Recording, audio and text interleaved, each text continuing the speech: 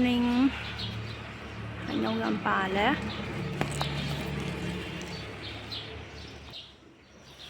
Làm bà lẽ lại cận ngày ăn tăng tiệt kìa.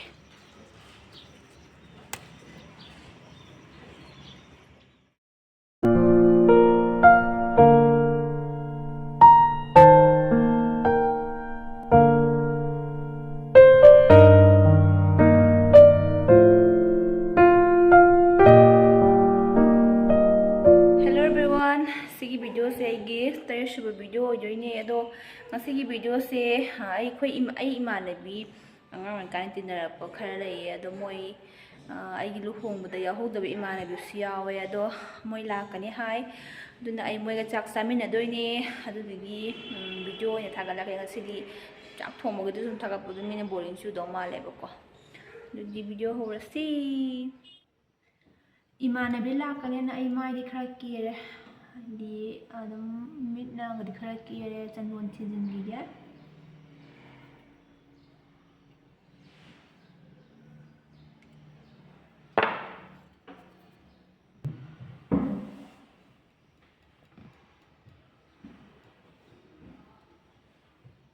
chanwon thin ngai sida khutta tayga thame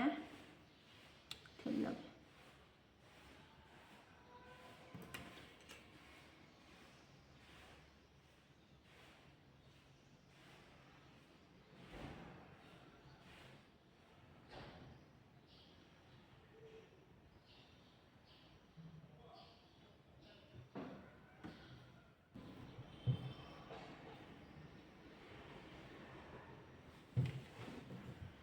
chanwon thin ba loire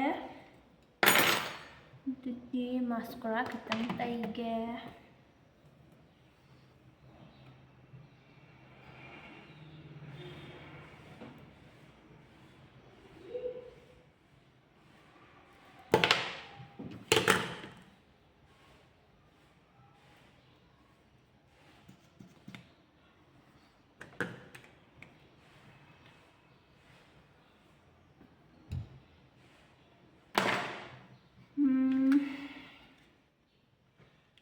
kita ngetai daripada itu masak tak kita hapsin ge segi make lipstick meher yam nate si brown oi kai to dan pink tang tang kan ge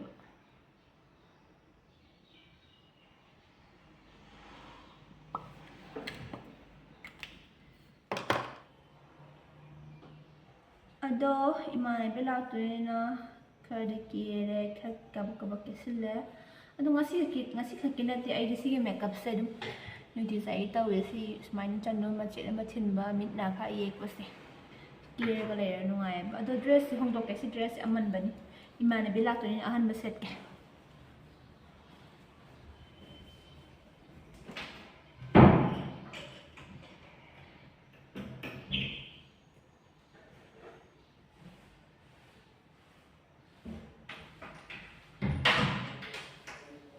ai sweet di set la roi contrast oina set lagi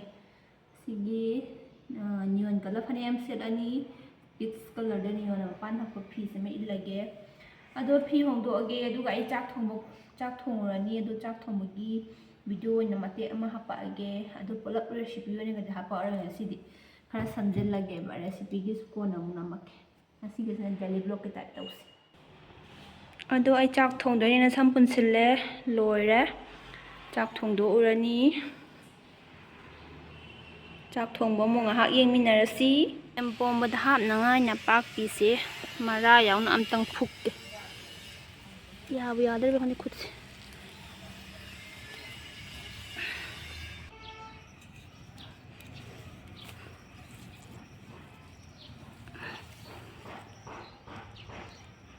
wanani jam thong da banate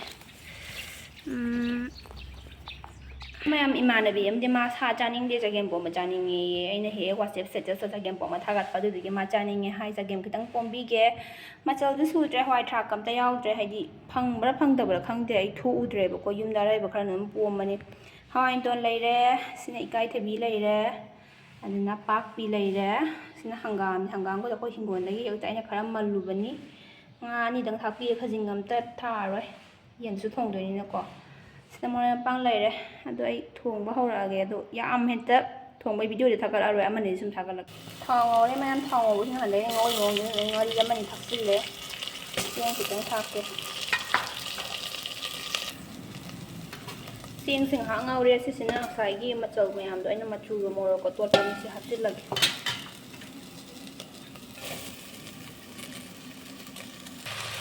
Chagempombasu Haokhre kitang hapnya do sing ha pa ngawang na kasing ge taw e sing hi machi kitang happe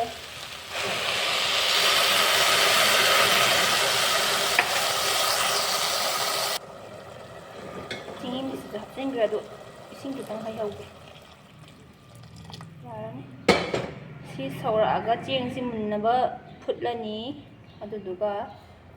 sing mulapa dum insan api me ang loi mula ane ba to kan da sok tawra loyani nga ka ke ben kha tha Chagempombasu phadana sauba ho hauras hawajara khara hap khabani masari thuna munna nga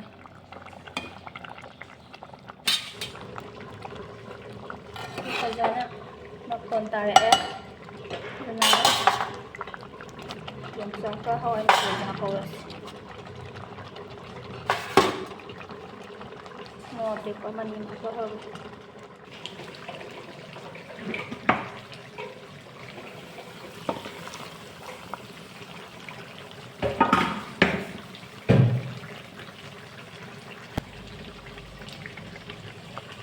Sok to boroi kre hawai jar sok chung hajil lag.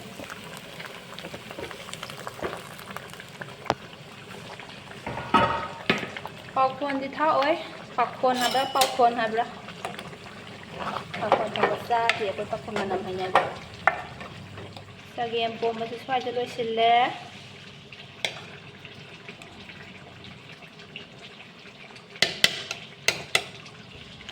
somna chicken ngau khatle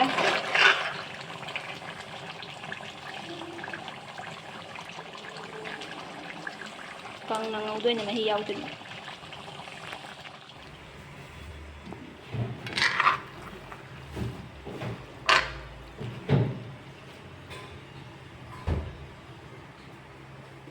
chicken ngauba Chagempombasu salad singju surani mimi to pusiloi ta sa pizza rani hodi mathang mathang hi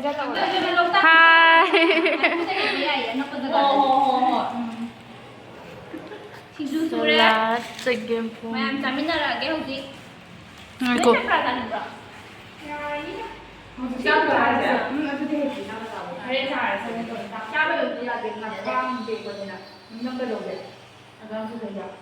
mayam se adumai se sa su thong bolo lo cha de complain la e ko sa kan cha ri na si ma hau yeng ge chao chao chicken kitang hape du kitang hape Chagempombasu mayam chaning de moi thong bi kitang ka hap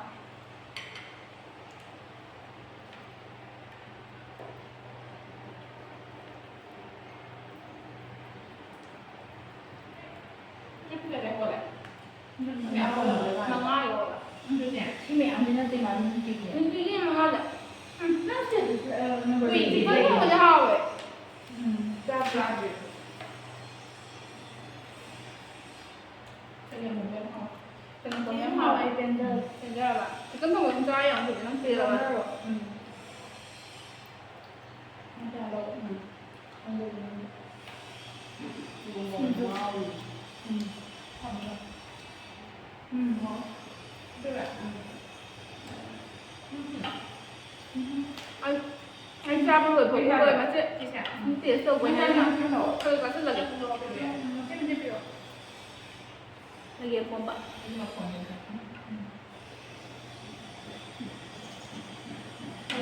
Chagempombasu mua dăm hỏi anh chẳng có nó hỏi được biết không biết làm sao rồi không thì nó là ăn như không được rồi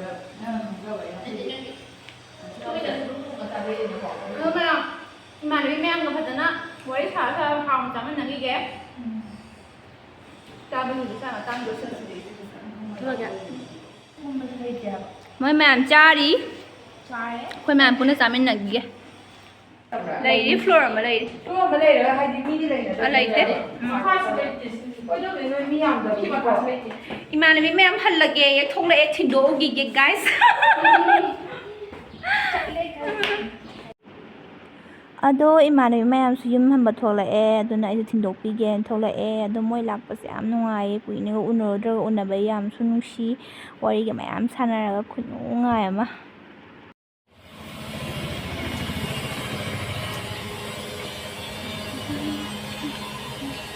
akoy bok ni akoy baba pokpa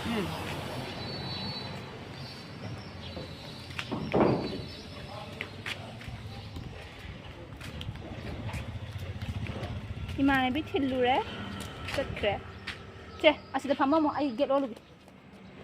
adu mayam Emannabi nei chatkre aduna ngasigidi video se matang swada loisilage adu video se nungabirade like tawbiramo subscribe tawbiramo ngasigidi video se matang swada loisanjarage bye bye